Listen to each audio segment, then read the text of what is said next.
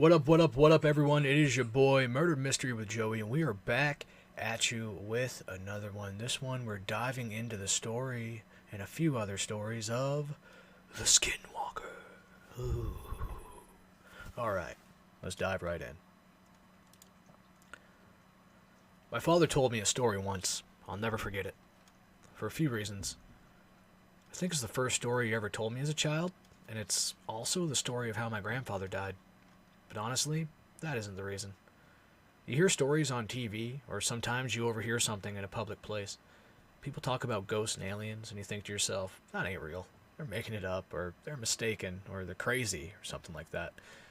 You just can't believe it. That is, until something happens. Something that brings it all together, connects the dots in a way you didn't think of before. Maybe it happens to you. Maybe you hear the same story again and again from different people. It doesn't take long for the world to become a lot bigger than you thought it was. As I said, this is a story my father told me, but I never believed it, even though he swore up and down it was true. It wasn't until I started clicking around the internet that I started to believe. I started to hear other stories just like the one my father told me. It didn't take me long to believe after that. That's not what my father called it, of course.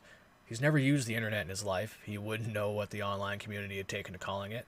When he chose to call it something other than it, or that thing, he called it a skinwalker, after an old Cherokee tale his grandfather told him. But I'll tell you the story, the way he told it to me. We were out hunting one night in the woods surrounding the dairy farm in Ohio where we lived at the time, he'd tell me. We were tracking coyotes. We'd kill them for $50 a skin. They'd kill calves sometimes. We'd do it every night because we needed the money. Sometimes, while we were out, we'd come onto a deer and kill it. Our landlord didn't mind, and it could feed our family for a few nights and save us some money. Anyway, we were done making our rounds and heading home. Walking because we didn't have a car or four-wheeler back then. We'd cut through the woods. That's when we came upon it. Blood. Everywhere. Splattered on the trees, and the grass, and the creek. Everywhere. At first, we figured it was a pack of coyotes. We'd seen how sometimes, when they weren't able to scavenge for whatever reason, they'd start hunting deer or cattle out of desperation. The worst was when they bred with feral dogs, but this wasn't like that. You see, when a pack of dogs, wolves, or coyotes attack something, they do it right. They'll pick off one that's weak, sick, or old, or just small. They'll hunt it, draw it into a corner someplace it can't get out of, and they'll run it right into the biggest one, the alpha. And that deer will never see the alpha. It might hear it, but it won't see it. All of a sudden, its throat will be torn out, and it'll drop dead. It's quick, and it's clean. That was not what happened here.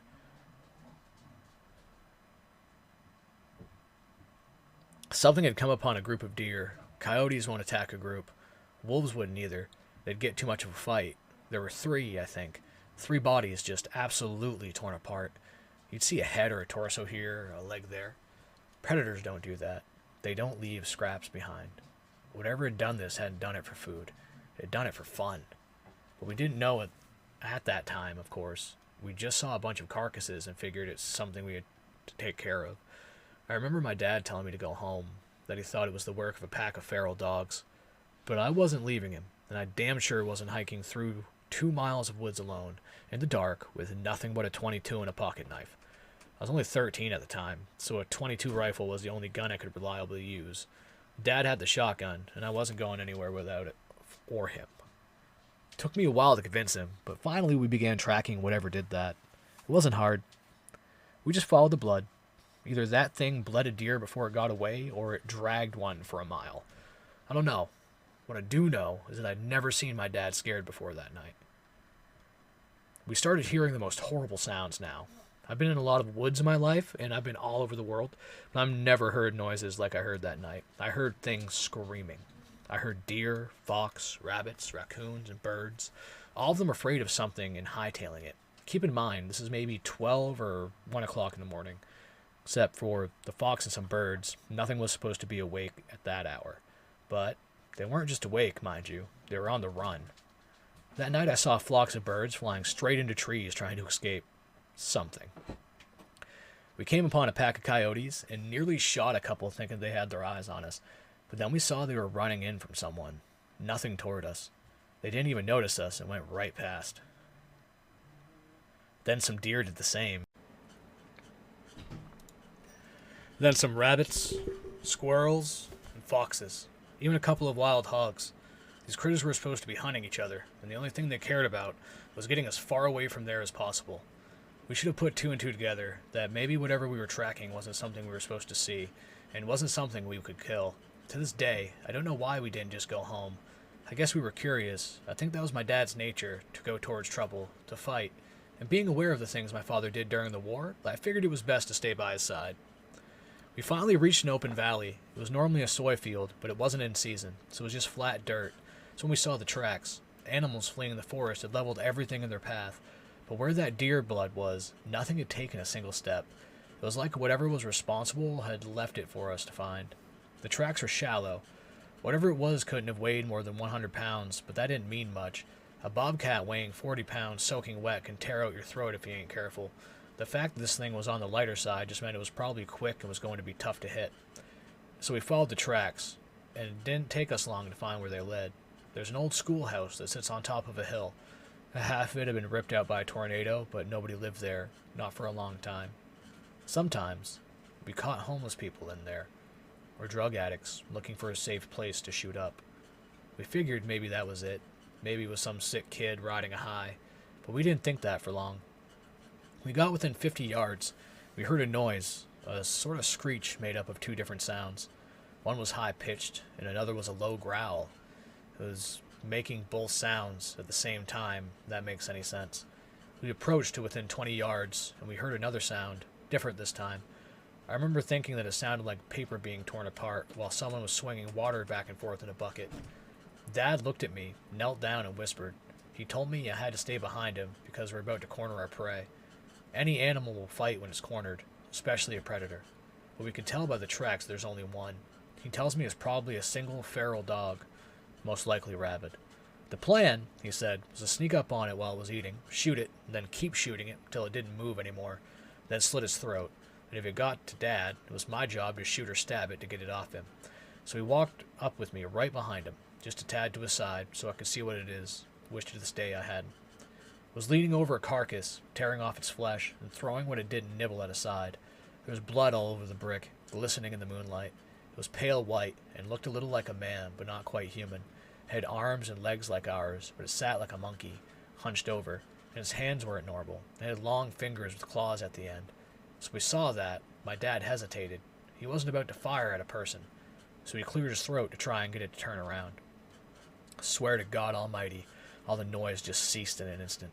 I had never heard true silence before that, and never again afterward. But for 2 seconds, nothing made any noise, and I mean nothing. This made it all the louder when that thing turned around, made this shrill cry, and pounced on Dad. He got a shot off. I think he missed. If he hit it, it didn't faze the thing at all. But it was on him, tearing entire parts off of him. I started shooting it with the .22 point blank, but the thing barely bled at all. I got off 5 rounds, and I started hitting it with the butt of the gun. It didn't budge, or even register that I was there. It was clawing at my dad, removing whole chunks of his flesh. It started on his torso, peeling off the skin on his chest, and then it moved up. It tore out his throat, ripped his nose clean off, and gouged out his eyes. Then it scalped him, started digging in. I stood there, helpless, as it ripped off the bottom half of his jaw, the little bones and that tube in his neck, and then his ribs. I don't exactly remember what happened, but somehow my dad's knife ended up in this thing's shoulder. My dad, well, what was left of him, that is, ended up on my back. I was running, and by God, I was going faster than I'd ever run before or after, and it was following me. I ended up back in the forest, opposite the woods we started in. I was heading towards my landlord's house because it was the closest thing to help nearby, but even that was half a mile away. All the while, I could hear the thing screeching and moaning. I heard branches cracking and getting thrown around. It was cracking so loud and often that it sounded like someone was taking an axe to every single tree I passed, but I never looked back, not once. The thought didn't even cross my mind. Finally, I tripped and fell into some gravel. I looked up to see my landlord and a bunch of his buddies drinking around a campfire. I screamed and cried, and they came over. I told them to call an ambulance. My landlord looked at me and said something I'll never forget. "What is that on your back?" he asked me. Just as the words left his mouth, it dawned on him without me saying a word. It was one of those god-awful flannel shirts my dad wore everywhere, he realized. It was damn near all that was left of my dad, aside from a bit of my father's head and torso. That's all there was. Absolutely nothing below the waist. Suddenly we heard it. The screeching. My landlord grabbed me, causing me to drop what's left of Dad on the ground, and I was fighting him, crying because I thought we could still save him. Somehow. But the truth is, my dad had been gone well before I ever picked him up, and all I'd done was carry a corpse back home. My landlord had to pick me up and throw me inside before I would go with him. He and his buddies, all of us, went inside together, and they locked the doors and got their guns. The landlord asked me, "What happened? What happened?" But I didn't know what to tell him. He pieced enough of it together to understand there was something dangerous out there. All the lights in the house were on, and someone called the cops. They would get there as soon as they could, they said, but that meant in 15 minutes. We looked outside and saw it walk in front of the fire they'd made. No one knew what it was. One of them said it looked like an ape. Suddenly, something came crashing through the window. We all fired at it, but quickly realized it wasn't the thing. It was my landlord's dog. Well, his body anyway. His head and legs were missing. We had just started pushing things in front of doors and windows to form a barricade when we heard something in the garage. I remember one of his friends saying that the doors were open. We heard metal and glass being ripped and smashed. We dragged the couch and TV in front of the door to the garage for added measure. It banged around some more, but then it got quiet. Not silent like it was before. We could hear it move around some. The guys were talking, making sure their guns were ready. Someone handed me a pistol. No sooner I had cocked the hammer back when we heard something shatter upstairs. Then we heard it screech again, except this time it was louder. It didn't echo and fade out, because it was inside. We all rushed to the one door that led upstairs. We got to it just as that thing did. It opened it just a bit, and 4 or 5 men just slammed into it. It managed to get his hand through. Someone with a shotgun took care of that, put the barrel right up to his wrist and pulled the trigger, blew his hand clean off. That only pissed it off, though. Started shoving that door, clawing. We were on one side, pushing as best as we could, and it was on the other, doing the same. The wood wasn't going to hold, so someone told us to keep our heads down. Suddenly, the top half of the door was gone, and my ears were ringing. There were splinters everywhere. 2 or 3 of them had just unloaded on the top of the door. I don't really know where it went after that. The police got there. I was still glued to what was left of the door. The sun was up before they pried me loose. They put me in a hospital for a while. While I was there, a whole lot of people talked to me. I didn't respond. Not for a long, long time. When I got back home, I got a job for the landlord, working on the farm. We didn't talk much, not about that thing, but I signed up for the army when I was 19. He sat me down to drink some scotch as a send-off. I asked him right away what the police told him. The story they went with was that it was a wild animal, probably a wolf or maybe a bear that had migrated north. I asked him how they could say that when they had the hand. He looked at me right away, stunned. The hand never made it back to the station. The cop who had it in his car got into a wreck, drove into a tree, and died on impact. The hand was never found, likely taken by an animal. The cops, when they would acknowledge the hand existed at all, said it was simply the paw of a bear that resembled a man's. Never talked to the landlord again. He went missing while I was in basic training, and no one ever saw him again. There were rumors that he owed some people some money and skipped town, but I don't think it's that simple. As for me, I never went back to those woods, wouldn't even if I had the whole goddamn U.S. Army at my back. That was the extent of what my father told me about the incident in the woods. There's just one problem, however. My father lied. When my mom died, I didn't think my father felt he had anything left and that he might as well settle old scores. He returned to those woods. He never came back either. The FBI was called, and they came and put on a show for everyone involved, but I knew they weren't really looking. I had to get an agent drunk and slip him a few 50s before he finally told me that they get a few calls about those woods every year, about someone up and vanishing, but that was all he wanted to tell me. Before he got up and left with the rest of his team, he wrote the name they'd given the creature on a napkin. Of course, I didn't realize that's what it was at first. It wasn't until I put the words in a search engine that I understood what they meant. Honestly, I would have rather not known. As it turns out, there are hundreds of stories just like my father's, as well as photos and drawings of the thing. And though the details vary, everyone who's encountered agrees on one thing. It's still out there. And there isn't a man on earth that could stop it.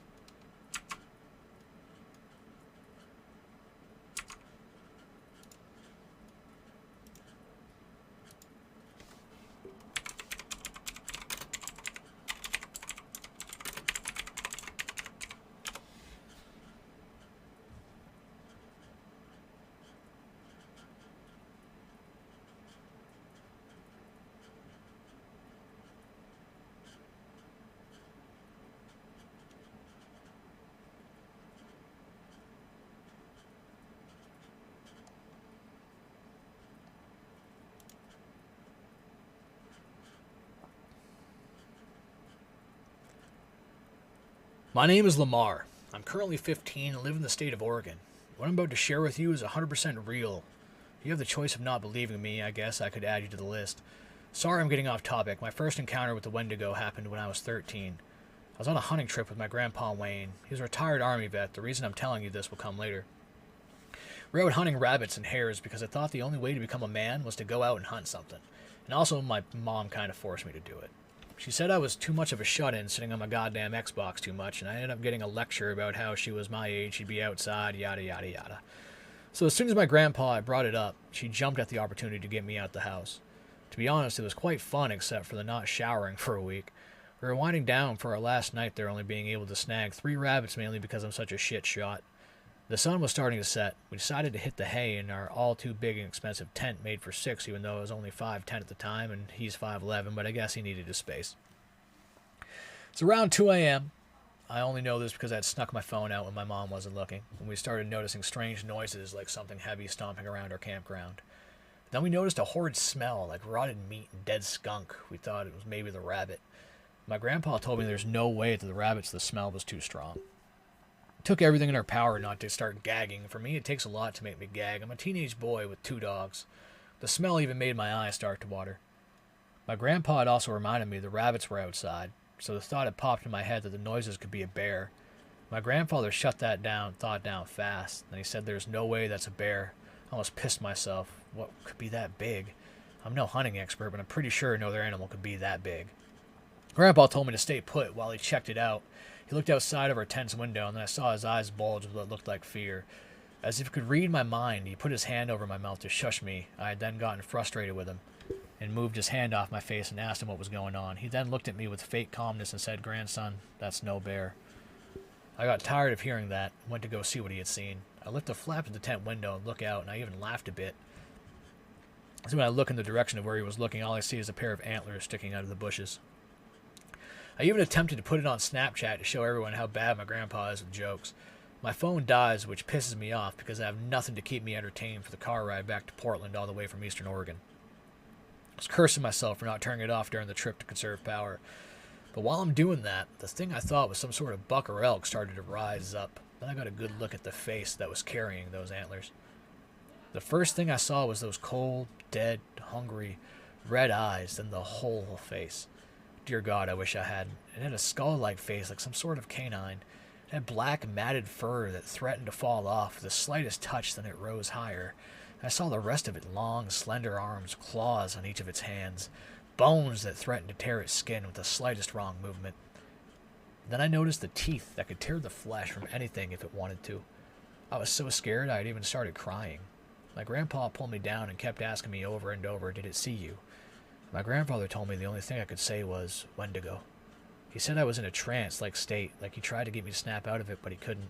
But one thing that got me to snap out of it was the inhuman screech. And what I had heard, it's like nothing what people say. It's like, imagine an eagle screech, but its screech would make its throat start to rip and tear, and then mix it with a man screaming in agony, and that's the sound you would get. Then we heard it leave the bush and enter our camp. It then let out another screech, which made me cover my head and fall to the ground crying. My grandpa wasn't able to get as good of a view as I had, so he silently zipped down the tent and peeked outside, and when he did, he immediately zipped it back up. My grandpa came back with the most terrified look on his face, which terrified me even more because my grandpa had watched his best friend get murdered.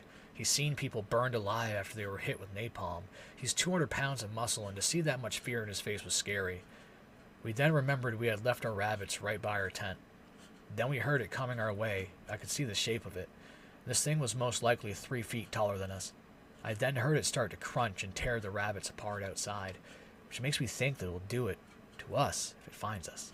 It then crunched loudly, which made me whimpier, which caused the creature to raise its head and let out another deafening screech. Which at that point I couldn't take it anymore and broke down crying for my mom. The creature then started circling the tent and would sometimes flinch at us. The thing was playing with us, which made me pissed. This thing was playing with us like we were toys and enjoyed our suffering. Could easily cut through our tent and get to us, but what we were going to do with it, our mental and measly hunting knife. We went hunting, and now we've become the hunted. What came next will stay with me for the remainder of my life. It cut through our tent, put its head inside the tent. My grandpa immediately went into protective mode and put me behind him. I was too much of a coward to look into the face of death. My grandfather had the heart of a lion, in that moment, knife in hand, ready to fight. All I could do was cry to his back. He then made a ballsy move and took his eye off the monster in front of us to tell me he's sorry and that he loves me. I looked at him and then went back to crying and told him in between breaths I loved him too.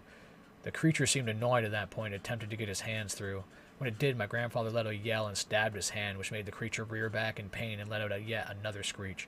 The creature was beyond pissed at this time. It was about to go in for another round, but the sun had started to rise. The creature slowly backed away and headed back into the brush, but then turned around and looked through the hole it had created. And I swear it smiled as if to say this isn't over. It retreated back into the forest. I was too stunned to move. My grandpa had sprung into action, leaving over $1,000 of gear, and pulled me away to our car. He didn't even put on his seatbelt as he floated out of there. We didn't start talking until we were on the freeway back home, when he asked me in a calm voice did I know what that thing was, to which he then stated all he could get to me to say was Wendigo. I replied those were the only words that came to mind. Me and my grandpa talked about it from time to time, and I started doing research on what the creature could be. The only thing that matched my description was Wendigo. I know this was only one encounter this whole time, but I'll be sure...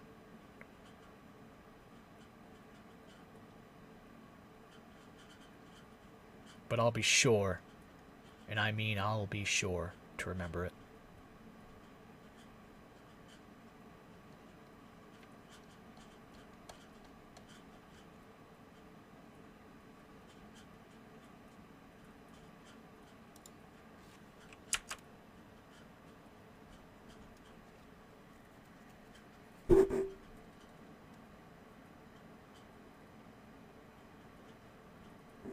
And that is it for our stories on the Wendigo so far. We will be diving back into it, of course, as with all the other cryptids that we talk about.